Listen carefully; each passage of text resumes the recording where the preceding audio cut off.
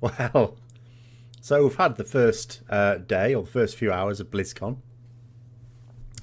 with a number of things. The cinematic for the film, a cinematic, what am I on about? Trailer for the film, which expands on the teaser trailer we had a few days ago. Looks decent, looks nice. Not convinced about Baby Thrall. Not sure about that. But the rest of it looks pretty good. The Legion cinematic. The cinematics are always good. I've liked all the cinematics. So I don't, but I mean, Blizzard made quite a lot of the fact that the cinematic directly leads into the story itself. They said, unlike other cinematics, this one directly leads you in. And the cinematic's all about, Varian Wrynn and Sylvanas and working together as they assault the Broken Isle, what used to be Suramar.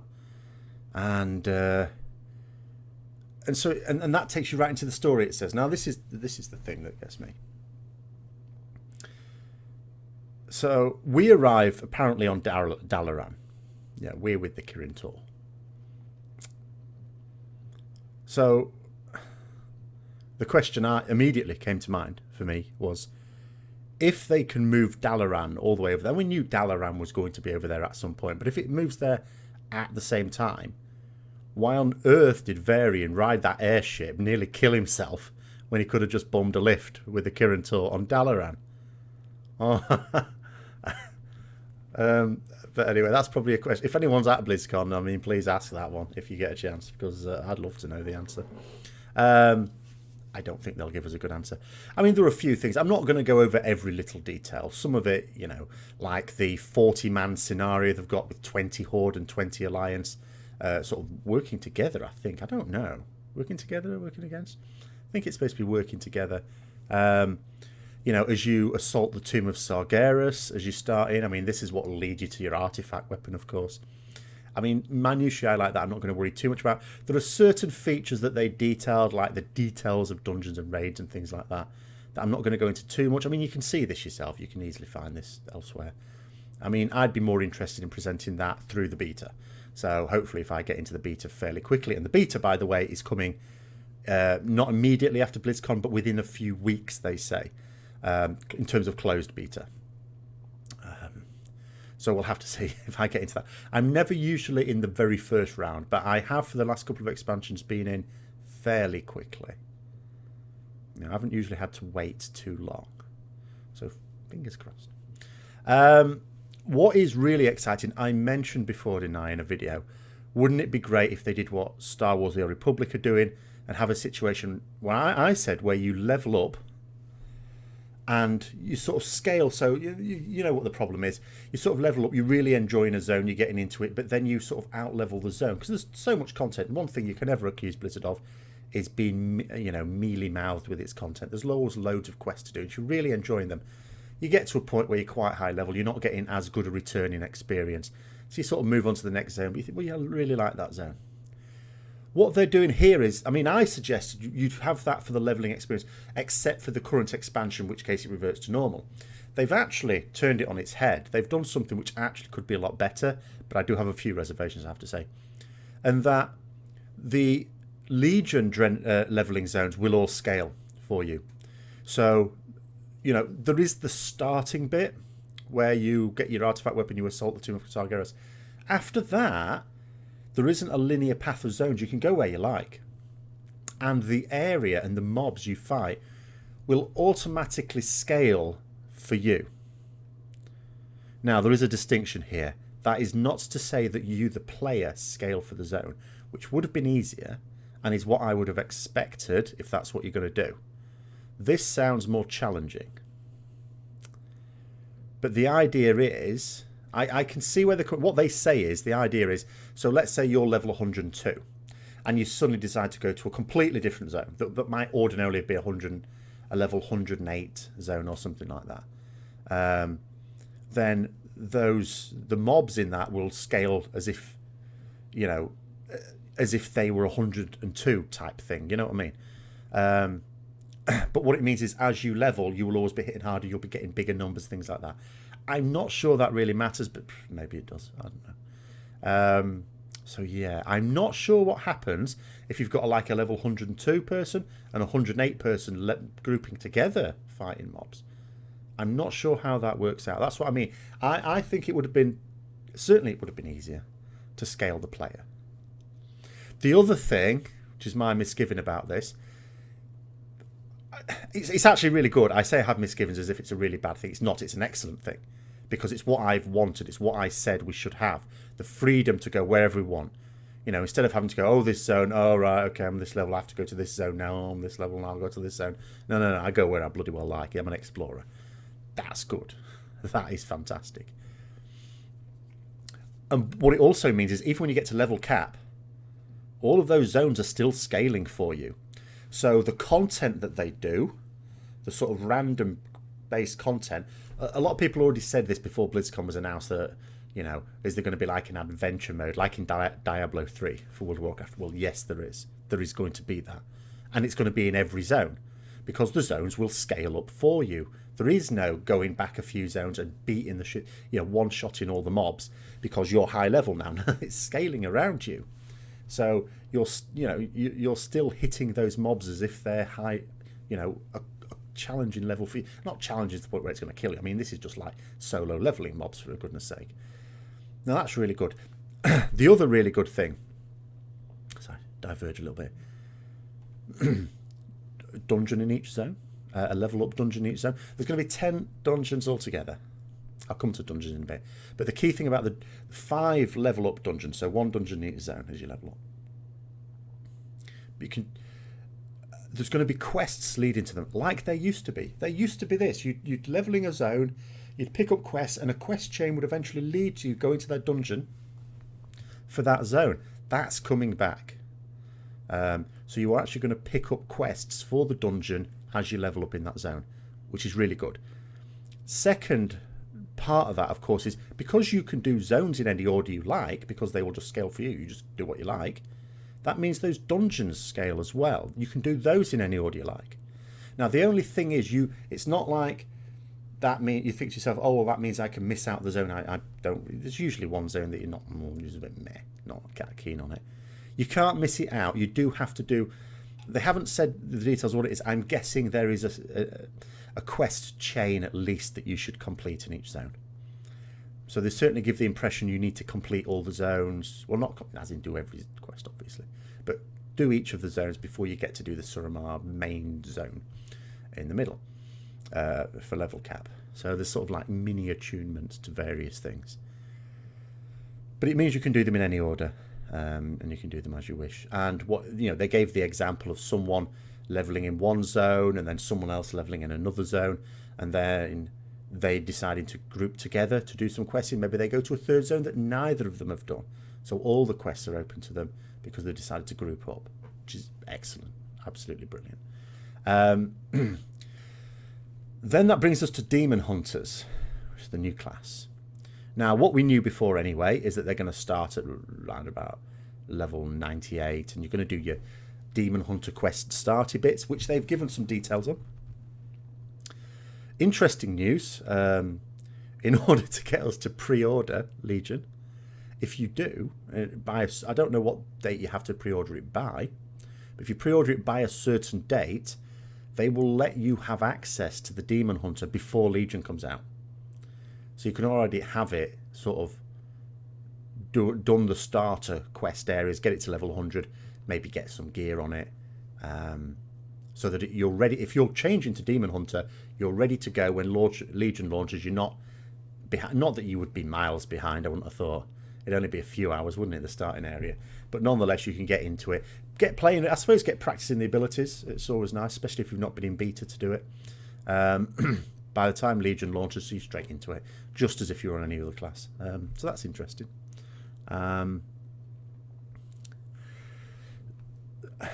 Now, when it comes to, I mean, I say I'm going to focus mostly on the things I am really interested in, which is Dungeons and Raids from this. There wasn't any information on professions, which is my sort of third love.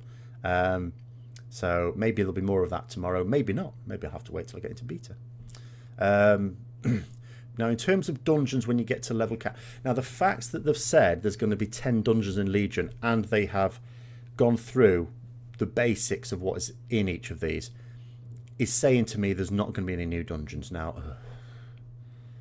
And that's a real blow. Even if they intend this expansion to be quite short and like a year, whether it will or not, I don't know. I still think it's bad not to have new dungeons partway through the expansion, because people want that. But they're not. It doesn't sound like they're going to at all. In fact, I'm quite sure they're clear about that, because they have talked about making the dungeons relevant so that you'll be playing those dungeons all the way through the expansion. Now, they do have some good ideas for this. I did a video on this, on ways to incentivize it, because that's the angle I thought they were going to take. I thought they were just going to take the angle of making sure that everyone, no matter whether you're a very casual player to a hardcore raider, will have the incentive to do it, but that those dungeons would still be pretty basic and you'd burn through them quite quickly. How wrong I was. They are intending these dungeons to be challenging for everyone. Their vision for challenge modes is, I looked at it, and when I saw this, I thought, oh no. And I'm not sure whether I'm going to be a fan of this or not. At the moment, I'm wavering on. But I can't deny that it's a good idea. And it involves having a keystone with your challenge dungeon. It'll point you towards the challenge dungeon. And when you get into the challenge dungeon, you get a timer. But instead of a bronze, silver, and gold time, it's just one set time you've got to try and beat. And they say it's tuned to be a little bit more lenient than silver, so between bronze and silver. So, you know, reasonable, but failable, but reasonable. And the idea is you beat the timer and you make your keystone more powerful, gives you access to your harder dungeon, or version of that dungeon, 10 dungeons, and obviously the better rewards. And here's the thing, your keystone, as it gets more powerful, as you beat these timers and you keep doing it, maybe, is you get like random abilities on it, which don't help you at all. They're there to hinder you. And what they detailed a few, but one of them that particularly caught my attention was the first one they mentioned. They showed you this random ability appears on it that makes all mobs, when they reach 30% health, do double damage. So this is getting you to... So the idea is, it's like the set dungeon, the dungeon's the same, but they're making the experience different. Because like one time you do this dungeon, okay, all mobs, when they get to 30%, are going to do double damage. That means you don't just go in and AoE the crap out of them, because then all of a sudden you've got 5 or 6 mobs all doing double damage on the tank. So no. So what you'll be doing is focus targeting one down and then another down and so on. Maybe a little bit of cleave, just to get them down, but being very, very careful as several start to get low. Maybe then switch it to pure single target. So a bit of coordination required. You can certainly see a bit of frustration of people trying to pug this. So, you know, maybe it's not that pug friendly, and you're having to get yourself your little guild groups to do it. I'm not sure whether that's a good thing or a bad thing, because naturally what would happen is, just like challenge modes now, you're bound to get into a group with a set of people. Maybe certain classes will be better than others at it, I don't know. So I'm not sure whether it's a good thing or a bad thing. It's a good idea, there's no doubt about that. It is absolutely a good idea. In terms of failing the time, what they said, it's not like you don't get rewards. You do, obviously a lower quality, and it depletes your keystone. Whether that means you've then got to completely build it back up from like level 1 up to whatever, I'm not sure. I guess that's what it means. So what they've said is, the idea of these dungeons now is that if you're, let's say your level at the moment is heroic dungeons, you know, you can get your silver proving grounds and get into heroic dungeons, then this is fine. You'll get them. You sometimes beat the timer, sometimes you won't. You'll get rewards, you know, that are in line with that ability. And as you get better, you know, you'll learn, you'll develop your skills and get better. That's a positive aspect of it. But even if you're a hardcore player who can beat the times initially and then go on and go on, eventually this keystone will create so many abilities that they, in their own words, even for hardcore players, that dungeon will break you. It has things that will break you. So it's interesting. And certainly the experience will be different. I'm just the only question in my mind is how is it going to play out from a social point of view? How easy is it going to be able to get groups, especially if you don't play classes that are very flexible in dungeons or bring very powerful effects or whatever. I'm not sure, because maybe there'll be more need for crowd control. You will certainly have to discuss, based on the Keystone abilities, how you're going to play those dungeons, because you can't just go YOLO in it. Because when it gets your Keystone gets to a certain level, the rewards presumably are much greater, but you could run into real trouble. So that all sounds really good. In terms of raids, there's not mentioned anything new about raids as such. They're very much following the pattern of Walls of Draenor in that it'll be a few weeks before the first one opens. I can't remember how many weeks it was in Draenor, whether it was 2 or 3 weeks. May have... not sure. Can't remember if it was 2 or 3. But, just like we had, there'll be a 7 boss raid, which is the Emerald Nightmare. A lot of people will be very excited about that. One point they made as well is that in Draenor, no dragons. So they've had a whole expansion where there's no dragons at all. So they said the first thing they're going to do is give us a dragon. So the very first boss of the expansion will be a dragon. An old corrupted green dragon, not green anymore. And then, just like with Blackrock Foundry, there's going to be a 10 boss raid that follows that up later on, which is Suramar Palace. And so from the raiding point of view, they haven't really mentioned anything sort of that new there. That may come in when they talk about the gaming systems tomorrow, or if you're watching this today, I don't know, or if you're watching it in a few days' time. It was a couple of days ago, and I've probably done a video on it. So yeah. But they come back to the Demon Hunter. A few things here. They've given a little bit of the lore on it, which is that you have seem to be assaulting Illidan. And you end up in this place called Marden, which is a prison world for demons, back when Sargeras was one of the Titans, and he was combating demons. And apparently you go around this world and you'll find little like power-ups that will reset your ability, like the cooldown on your abilities, that sort of thing, mean that certain abilities have 0 cooldown. Just like with the Death Knight, you will get your ability as you go through different quest channels. You'll get your abilities, but unlike with Death Knights, like the Death Knight abilities, everyone's played a Death Knight, haven't they? Surely by now. You got your abilities as quest rewards. With this one, it seems to be you'll get your abilities by defeating opponents that have those abilities. So what it sounds like to me is as you go through the thing, there'll be mobs that have certain abilities, demon hunter abilities, and you'll kill, maybe when you kill the first type of that mob, you get that ability, and then you go around and kill the different mobs as part of the quests, of course, with the quests that go around with it. And there's 2 parts to it. So the first part seems to be this Mardum, this demon prison. And then you get out of there and end up in Azeroth and get captured by Maeve, Shadow Song. And then I don't remember if they said much about what happens after that, but the second part of your thing is that, and that's where you sort of join up with your faction and get involved there. You get a mount, a Demon Hunter specific mount, the Fell Saber. I'm not sure about the head myself. The body looks good. I like it in general. Not sure about the head, but we'll see how it looks in game.